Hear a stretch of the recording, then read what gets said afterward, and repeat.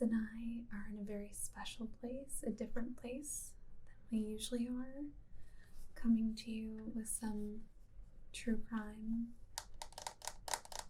and tapping today. And this is a case I wanted to cover for some time, and that is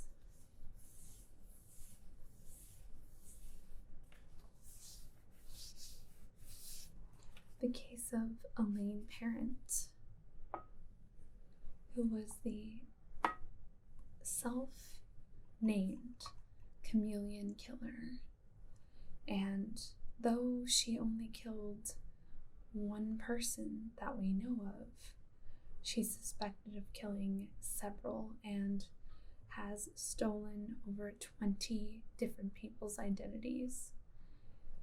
Her case was featured on Unsolved Mysteries and America's Most Wanted in the early 2000s, and it is a twisty, turny story. So get comfortable and I will tell you the story of Elaine Parent, the Chameleon Killer.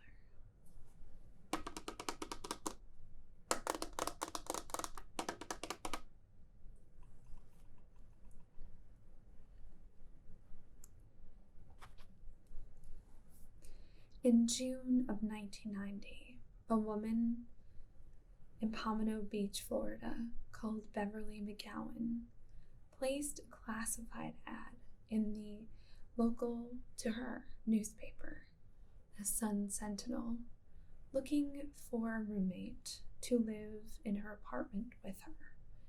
A woman known only as Alice responded to that ad, and we know these details because Beverly was close with her family, her sister, her father, and she told them about her placing the ad and then her responding to this ad. Who responded to it, which was a woman, Alice.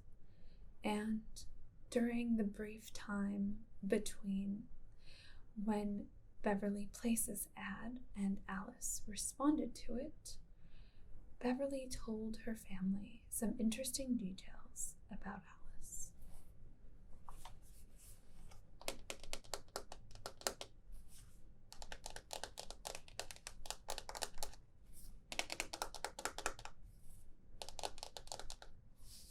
And that was Alice practiced numerology, which is a belief system that numbers have specific meaning. Maybe they are the gateway to the future, or they tell you about your personality. There are a lot of different interpretations about numerology, but Alice was saying that she was an expert at numerology, and that she wanted Beverly's social security number, her bank account information, and her driver's license information in order to make a nice layout of her chart for numerology. Well, this is also something that we know in a more modern time to be a scam, and Alice was scamming Beverly. After only a few days, Beverly would not be in contact with her family any longer, and she would essentially go missing. Her father, who talked to her very frequently, decided that he would put an alert on their shared credit card account in order to find out what was going on with Beverly, something that maybe he wasn't telling her.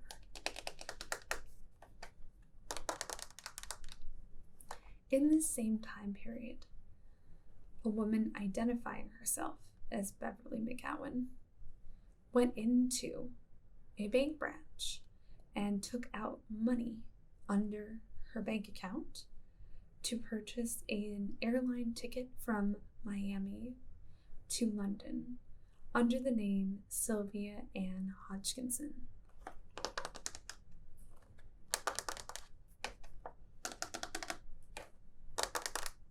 Now, this Sylvia Ann Hodgkinson would fly from Miami to London and land, attempting to rent a car.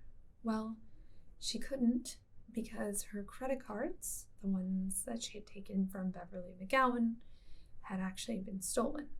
And a freeze was put onto her bank account. And this was because Beverly's father had been very proactive in wanting to know what had happened to his daughter. And he was correct to be suspicious because not a very long time later, Beverly's body was found in Port St. Lucie area in Florida, and her body was dismembered. Her hands had been cut off, so she was not to be identified. The killer did not do an excellent job with that, however, and she was fairly promptly identified, regardless of the state of her body.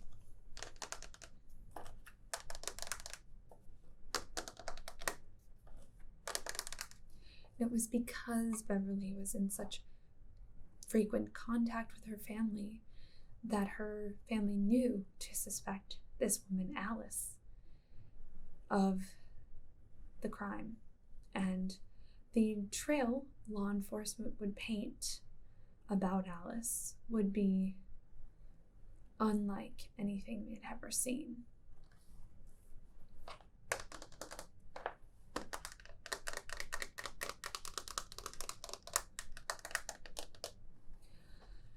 So, as you've probably guessed, this woman who had carried out this charade was the woman we're discussing today, Elaine Parent.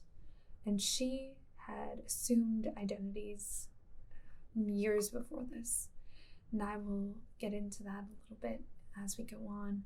But she would go to London in this case because London was a home base for her. She had gone there before, she had a working place to live, and she had an ex-lover who is to this day not identified by name, who would actually give us many details about Parent's background from what she knew and other details about her that law enforcement could not uncover on their own. Most importantly, she would actually take Parent in, unbeknownst to her that she had committed this heinous crime when she landed in London in 1990.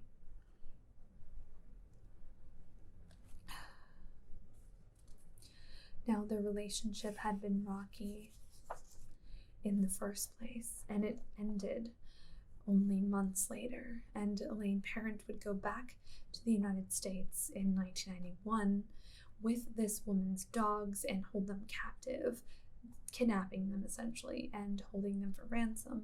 She would get them back, however, but I'm mentioning this detail to show how volatile Parent was about other things in addition to the behavior she had already shown. And in the following months, Parent would actually be pulled over for a traffic violation in Florida once again by police, and on her person it was found that she had 2 forms of identification in her car in addition to her own, one with Sylvia Ann Hodgkinson's information and one by the name of Charlotte Cowan. And that would have been the name that she flew back to the United States under. However, police decided to arrest her because she had this false ID, and then they could not hold her. They kept her for a very short amount of time, and she left, and she would go missing for several years, off the radar of law enforcement. In the interim, though, police would search for a woman named Charlotte Cowan, and they would find the fact that Charlotte Cowan was a woman who was alive, who had had her identity stolen by Elaine Parent only a few years before this. And this is where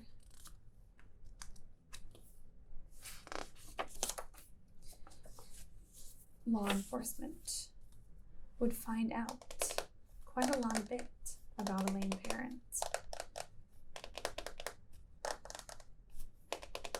She had stolen Cowan's identity through the methods of numerology as well, but the relationship went deeper than a roommate scenario. They were lovers.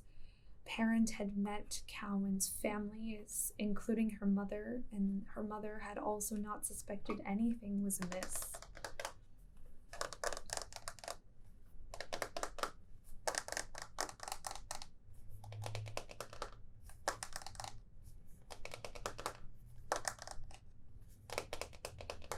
And then, during the relationship, Parent would steal Cowan's essential documents, take off with them, and basically leave her without any clue, without any warning. And there is evidence that she changed her appearance to match Cowan's after she took her identification.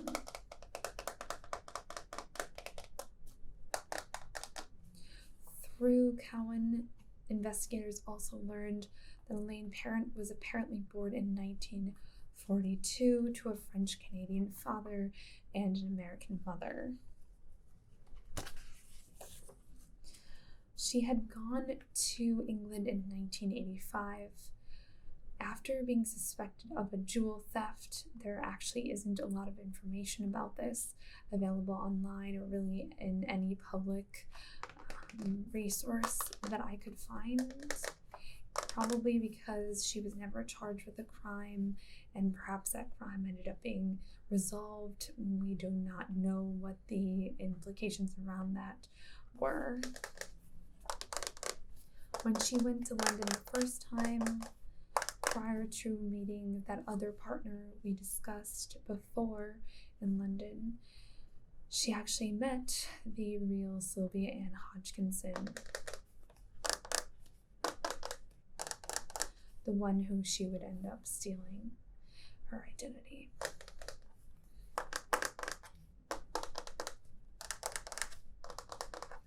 And she would meet her in London. Police also don't know anything about the true Sylvia Ann Hodgkinson. There is high suspicion that Parent murdered her as well before she stole her identity. There is very little evidence to suggest that Sylvia Ann Hodgkinson had presence after 1985. Very little is known about her, except for that she had a husband that died in 1985, and that she was around 39 years old when Parent met her in a bar in London. A year after their meeting, Parent would formally apply for a passport in Hodgkinson's name, and that's where she ends up taking her ID and living with it until the identity was burned when she was pulled over by the police.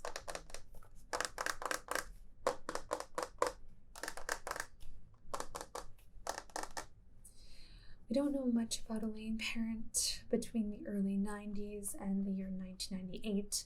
Investigators pursued her hotly in this period of time, following these clues and putting all these pieces together. The pieces that I've laid out quite neatly for you here actually took years to put together and spanned multiple continents, and namely police forces from the United States and the UK.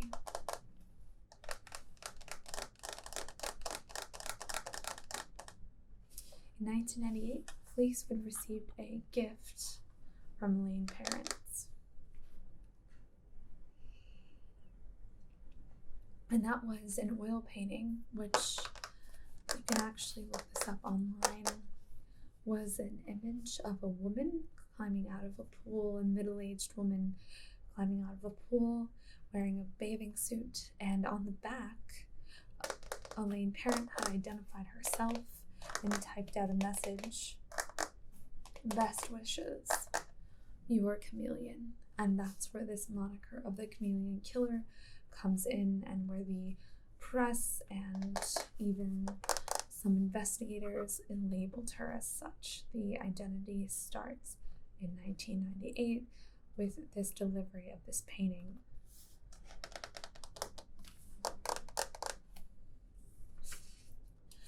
As the years went by, investigators were getting a little bit more impatient.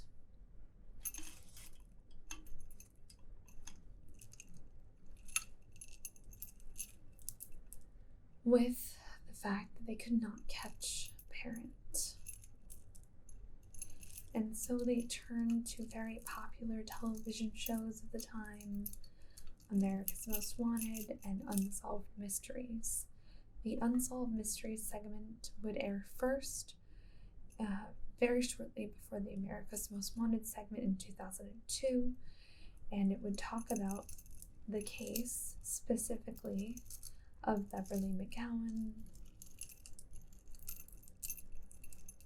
and what happened to her, and the issue with Elaine Parent adopting her identity, murdering her, stealing other people's identities over time. After that segment, however, nothing really came of it, so investigators went to America's Most Wanted in April of 2002. After the segment aired, it aired on April 6th, 2002, a report came in from Panama City, Florida. Some neighbors of a woman claimed to know Elaine Parent, and they claimed to be living next to her, and the woman that they had seen on TV matched the description of this neighbor.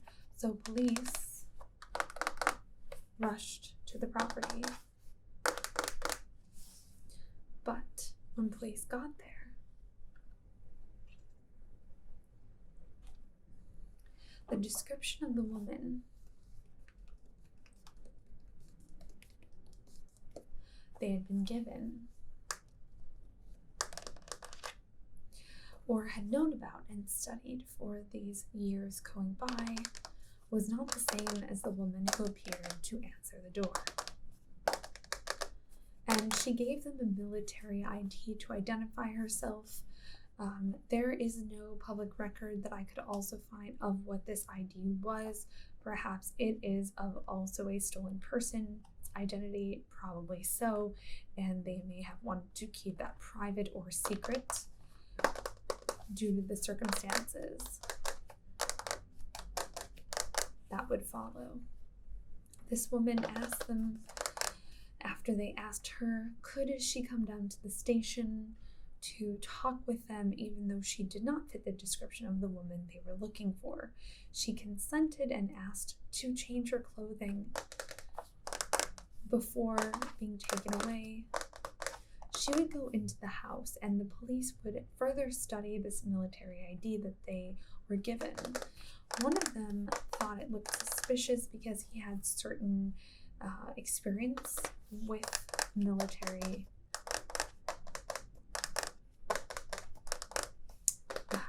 ranks, people in the military, and as they were scrutinizing this identification more closely, they heard a gunshot and rushed into the house.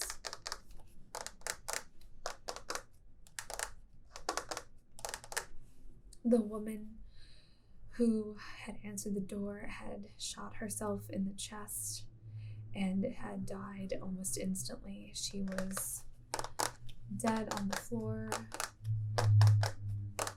the gunshot being effective, doing the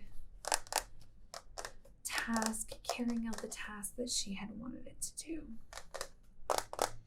And this woman as I'm sure you've probably guessed by now, would be Elaine Parent, was later identified positively to be the woman law enforcement knew as Elaine Parent.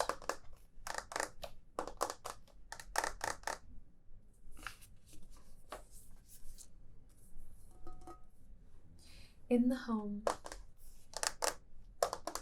police would find evidence that would suggest Parent was continuously impersonating other people and stealing their identities, including disguises that would allow her to pass as any gender. Foreign language books, especially one about learning French, and various costume makeup pieces and resources and materials.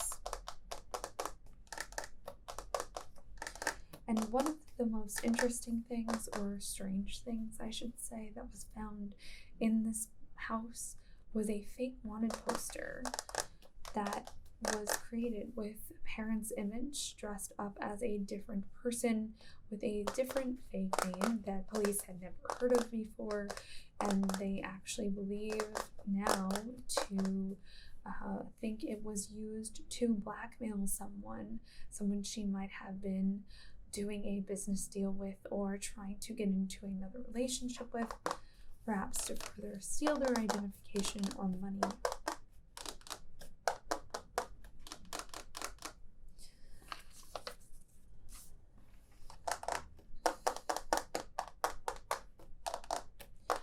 Police attempted to find more information after Parent's death about who she really was, and her former lover had given the woman in London, who we do not know her name, had given them some information about where she was from and her parents, but police were unable to find any birth certificate for a woman called Elaine Parent.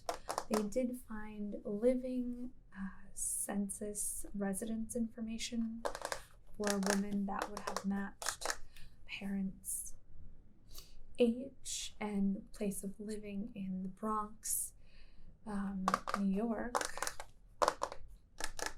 born the same year, 1942, but they could not find any further documentation of this woman or what might have happened to her after she was living there in 1942, or could be traced back to the individual who was living there during the time those records were pulled and born in 1942.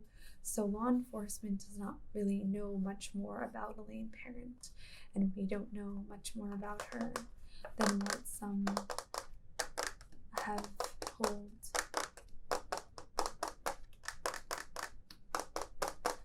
One of her former lovers would also tell police later that she would often troll orphanage records and graveyards to look for young children who had died under a certain age so she could assume their identities. Law enforcement would figure out that she had most likely assumed 20 or so people's identities in her lifetime that they were aware of through various means of investigation. Now, this case is tragic and odd and intriguing all at once, and I usually cover different cases than this, but I thought, this is a little bit of a thinker, and I like that. I like a speculative challenge. So I don't really give my opinion much about these cases, but a lot of investigators and people who've studied Elaine Parent's case, including forensic psychologists, will also say similar things to what I'm about to say, which is that most likely Elaine Parent was raised in a home where she was not well adjusted, and her persona was never her own. She was always someone else, assuming someone else's identity and assuming their life and probably had very little worth to herself. And though she committed heinous crimes, there is something to think about there to make us pause about a person who was so unsure of themselves or out of place or just did not have their own identity, that they felt compelled to steal and murder for such a thing. And that is very difficult to understand as people reading about true crime, listening to true crime, because we may be intrigued by these cases, but that is why we want to know more about them, because we are not them and they are beyond us in a way that we may not ever truly understand.